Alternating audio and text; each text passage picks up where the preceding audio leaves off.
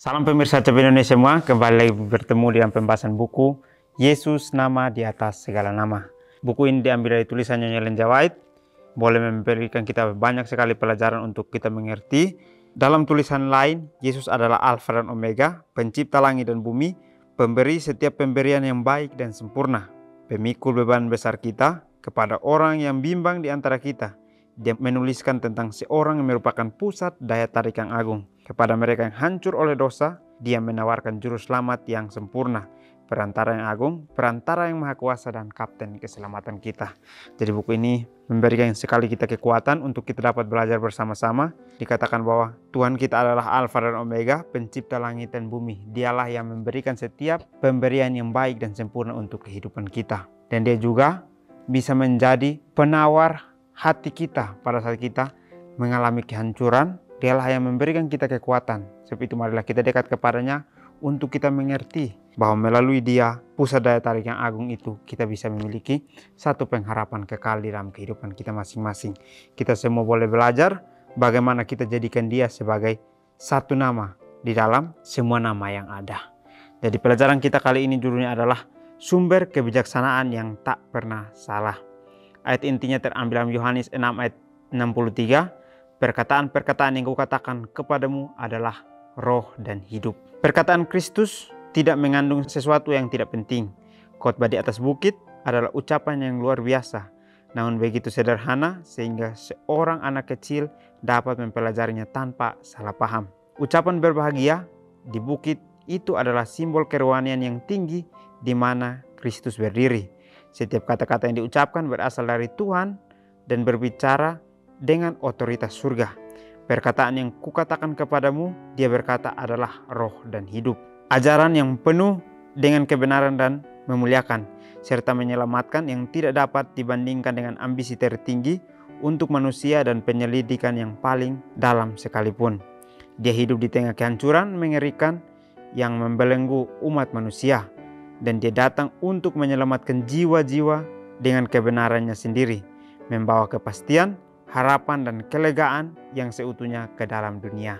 Baik, pelajaran kita memberitahukan kepada kita bahwa sumber kebijaksanaan yang tidak pernah salah adalah Tuhan itu sendiri, di mana dia tidak akan membawa hidup kita menjadi hidup yang tidak memiliki arti, tetapi dia akan membawa hidup kita menjadi hidup yang memiliki arti dan hidup yang penuh dengan kemuliaan. Sebab itu di dalam ayat intinya dikatakan bahwa perkataan-perkataan yang kukatakan kepadamu adalah roh dan hidup. Jadi Tuhan memberikan kita pelajaran bahwa apapun yang dia ucapkan, apapun yang dia utarakan melalui kalimat-kalimat yang kita dengar, itu adalah untuk kita dapat hidupkan dalam kehidupan kita. Pada saat kita menghidupkannya semua, itu akan menjadi roh kebenaran yang akan kita miliki dan juga kehidupan yang memuliakan Tuhan saja yang kita miliki. Jadi pelajarannya sangat menarik kita dapat pelajari bersama-sama. Seperti dalam bacaan dikatakan bahwa perkataan Kristus tidak mengandung sesuatu yang tidak penting. Dari kata-kata yang diutarakan oleh Tuhan itu semuanya penting untuk dapat kita ambil sebagai contoh untuk kehidupan kita. Karena pada saat kita jadikan itu contoh, maka kita akan melakukan sesuai dengan kehendaknya. Kita tidak pernah berpikir untuk melakukan sesuai dengan kehendak kita, melakukan dengan keinginan kita, tapi kita melakukan sesuai dengan fondasi yang dia sudah berikan ini. Jadi bagaimana kita diajak untuk selalu bersandar kepadanya, untuk selalu mengikuti akan kehidupannya, sehingga pada saat kita bisa menjalani seperti yang dia sudah katakan, kita boleh memiliki iman teguh kepadanya. Pada saat godaan datang, guncangan datang, kita tetap kuat, kita tetap memiliki rasa kekuatan di dalam hati kita masing-masing. Khotbah di atas bukit adalah ucapan yang luar biasa, namun begitu sederhana sehingga anak kecil dapat mempelajari tanpa salah paham. Jadi ucapan khotbah di atas bukit di dalam Matius 5 itu memberikan kita makna yang mendalam di situ. Tuhan mengucapkan kata berbahagia untuk kita semua dapat mengerti, dari anak kecil, remaja, dan orang dewasa sampai orang tua pun bisa mengerti itu semua. Jadi bagaimana Tuhan bisa menjadikan itu supaya kita mengerti? Kita bisa mengerti semua itu dengan cara kita dekat kepadanya. Pada saat kita dekat kepadanya, kita akan mengerti apa yang tertulis di dalam Matius 5 ini. Khotbah di atas bukit ini kita dapat belajar bahwa Tuhan sangat mencintai kita. Dia mengajarkan kepada kita satu hal yang sederhana supaya kita semua bisa menerima kesederhanaan itu. Sehingga pada saat kita menerima kesederhanaan itu, kita boleh menjalankan sesuai dengan kehendaknya Tuhan. Ucapan berbahagia di bukit itu adalah simbol kerohanian yang tertinggi di mana Kristus berdiri. Jadi pada saat Tuhan berdiri di atas bukit itu dan mengumandangkan akan kata berbahagia, berarti dia mengundang kita untuk kita bisa melakukan hal yang sama seperti dilakukan. Berbahagia kepada sesama-sesama kita. Sehingga pada saat kita mengucapkan berbahagia itu, semua orang dapat menerimanya karena Kristus ada dalam kehidupan kita. Atau roh dan hidup itu hanya berdasarkan kehendak Tuhan saja. Setiap kata yang diucapkan berasal dari Tuhan dan dia berbicara dengan otoritas surga. Perkataan yang kukatakan kepadamu, dia berkata adalah roh dan hidup. Jadi Tuhan mengatakan sesuatu, itu adalah roh dan hidup yang dia berikan kepada kita. Dia memberikan kita fondasi bahwa inilah yang harus kita ikuti. Sehingga pada saat kita ikuti, kita bisa menjalankan kebijaksanaan yang tidak pernah salah itu.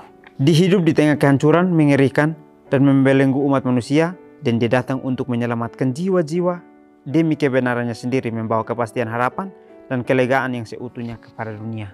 Jadi pada saat Tuhan memberitahukan kita kebijaksanaan yang tidak pernah salah itu, maka dia sedang memberitahukan bahwa hidup dengan dia adalah hidup yang membawa kita keluar dari kehancuran yang mengerikan itu. Karena dia akan membawa kita untuk lebih mengenal akan kebenaran itu sendiri, dan juga dia membawa kita kepada kepastian harapan dan kelegaan yang seutuhnya di dalam dunia ini. Bagaimana kita diberikan kesempatan untuk kita belajar bahwa hidup dengan Tuhan itu membawa kita kepada satu harapan besar yang tidak pernah kita iming-imingkan. Tetapi Tuhan akan membawa kita ke sana untuk kita dapat menerima berkat itu. Tetapi marilah kita sama-sama belajar untuk mencintai akan pekerjaan Tuhan. Karena pada saat kita mencintai pekerjaan Tuhan, maka kebijaksanaan akan ada di dalam hati kita masing-masing. Adalah karena pengabaian kata-kata Kristus, karena firman Tuhan diberikan tempat kedua dalam pendidikan. Ketidaksetiaan merajalela dan kejahatan mengamuk. Perkara-perkara dengan dampak pengaruh yang kecil telah memenuhi pikiran banyak guru saat ini. Tradisi-tradisi hanya mengandung kemiripan dengan kebenaran, dibawa ke dalam mata pelajaran yang diberikan di sekolah-sekolah dunia. Kekuatan dari banyak ajaran manusia terletak pada pemaksaan, bukan pada kebenaran. Kesanggupan guru-guru zaman sekarang hanya mengikuti guru-guru terdahulu. Dalam sebuah bobot yang penting mungkin terkandung dalam kata-kata penulis manusia terbesar adalah ketidakmampuan mencolok untuk dapat kembali kepada prinsip agung yang pertama itu, yaitu sumber kebijaksanaan yang tak pernah salah. Ada ketidakpastian yang menyakitkan, pencarian terus-menerus upaya meraih kepastian, dan hanya dapat ditemukan di dalam Tuhan. Trompet kehebatan manusia mungkin dibunyikan, tetapi itu dengan suara yang tidak pasti. Itu tidak dapat diandalkan. Keselamatan jiwa-jiwa tidak dapat dijamin olehnya. Baik, pelajaran yang sangat menarik kembali kita diingatkan di sini bahwa pada saat orang mengabaikan kata-kata Kristus karena firman yang diberikan di tempat kedua di dalam pendidikan, bagaimana kita diajarkan bahwa di dalam pendidikan kita harus tempatkan kebenaran paling pertama, sehingga pada saat kebenaran itu berjalan, maka semuanya akan berjalan selarasnya. Tetapi kalau kita tempatkan di nomor 2 akan kebenaran itu, maka kita akan berjalan sebagaimana contoh-contoh terdahulu yang kita sudah lihat. Bagaimana bangsa Israel dan juga semuanya, mereka menjadikan kebenaran sebagai yang kedua, sehingga pada saat mereka keluar dari tanah Mesir, mereka dibawa untuk mutar-mutar. Meskipun Tuhan selalu menolong mereka, tetapi mereka masih bersungut-sungut. Begitupun kehidupan kita. Kalau kita menempatkan firman Tuhan di dalam kehidupan kita yang kedua, maka kita berjalan sesuai dengan keinginan kita, sehingga kebimbanganlah yang ada dalam kehidupan kita.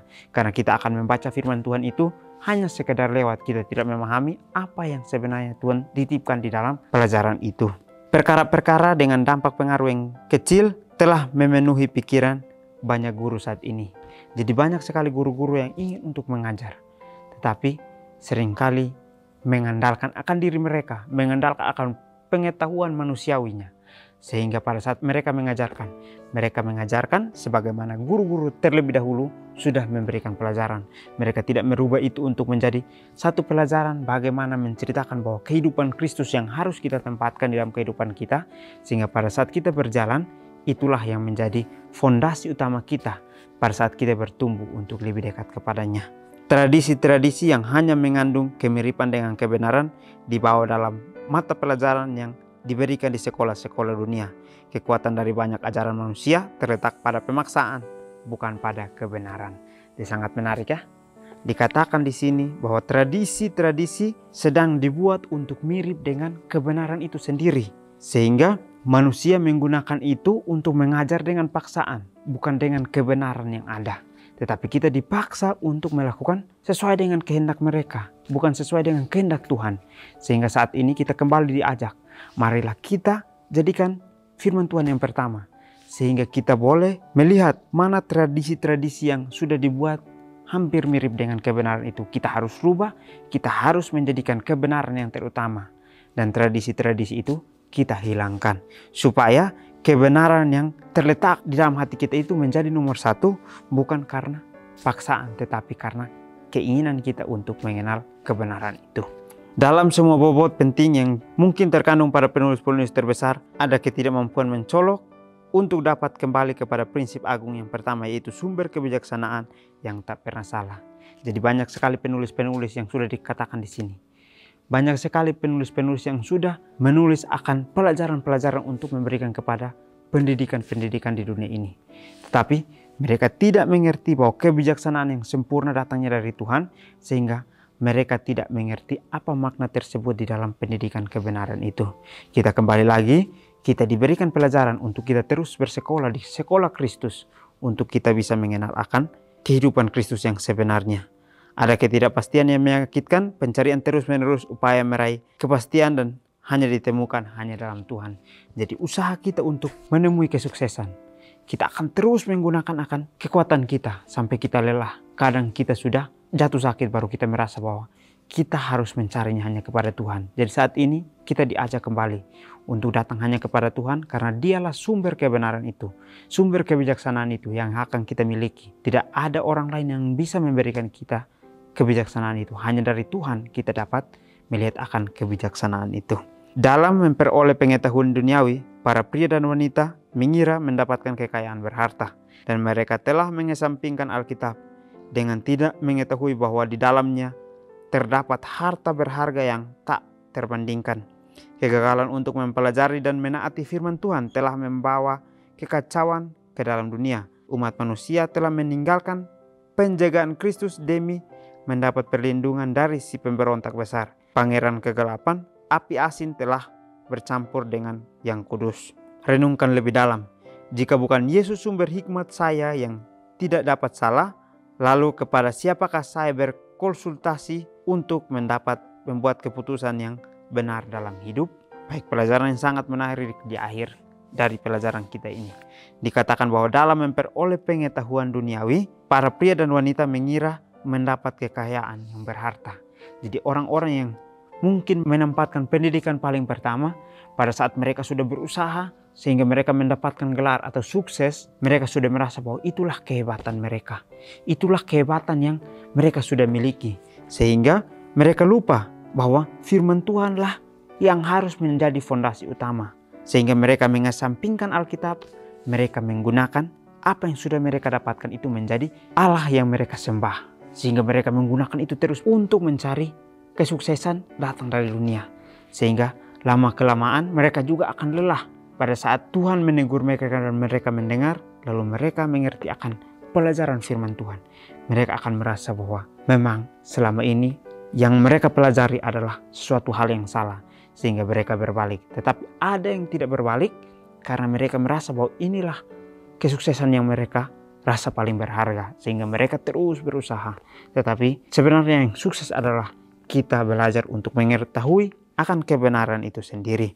Jadi kegagalan untuk mempelajari dan menaati firman Tuhan telah membawa kekacauan ke dalam dunia ini. Kita lihat banyak sekali kekacauan yang ada, kejahatan yang ada. Itu karena satu pelajaran pendidikan yang salah, mengajarkan sesuai dengan hikmatnya manusia. Sehingga pada saat anak-anak itu keluar dari sekolah, mereka melakukan kejahatan, mereka melakukan kekacauan. Karena tidak adanya kebenaran yang mereka miliki pada saat keluar dari sekolah tersebut. Jadi kita diajarkan bahwa di dalam sekolah Kristus, kita akan belajar untuk mengerti kebenaran. Sehingga pada saat kita keluar untuk memberitahukan Injil itu atau kebenaran itu, kita bisa memberikannya dengan apa yang sudah Tuhan memberikan kepada kita. Sehingga tidak ada kekacauan, tidak ada kejahatan di situ. Tetapi kita jalankan sesuai dengan tugasnya Tuhan. Umat manusia telah meninggalkan penjagaan Kristus demi mendapat perlindungan dari si pemberontak besar, pangeran kegelapan. Api asin telah menghancurkan yang kudus. Yang artinya adalah kita sedang diberikan pelajaran untuk memilih apakah kita mau untuk memilih yang benar atau yang salah. Karena sekarang ini kita sedang berada dalam pilihan kita masing-masing. Kita sedang dihakimi hari demi hari. Apa yang kita pilih ini. Sehingga apa yang kita pilih ini yang akan membawa kita kepada kehidupan suatu saat nanti. Jadi pada saat kita gagal pada akhir nanti, kita tidak boleh mengeluh. Tetapi pada saat kita sukses di sana, kita harus bersyukur. Karena semuanya adalah pilihan kita. Marilah kita minta kepada Tuhan untuk Tuhanlah yang menuntun kita. Karena Tuhanlah sumber hikmat yang akan kita dapatkan. Kalau bukan Tuhan, kita tidak bisa melakukan sesuatu tanpa Dia. Kita melakukan sesuatu di dunia ini karena tuntunan Dia, karena perlindungan dari Dia. Apapun yang kita lakukan salah, tetapi Dia mengizinkan itu untuk kita belajar bagaimana kita bertumbuh setiap hari hanya kepada kehidupannya saja. Jadi sumber kebijaksanaan yang tak pernah salah ini hanya ada pada Tuhan. Tidak ada yang lain, tidak ada dari sahabat kita, tidak ada dari sesama kita maupun keluarga kita, tetapi datangnya hanya dari Tuhan. Jadi mungkin ini saja pelajaran yang dapat saya bahas. Kiranya kita bertemu lagi di pertemuan selanjutnya. Kiranya Tuhan Yesus memberkati kita semua.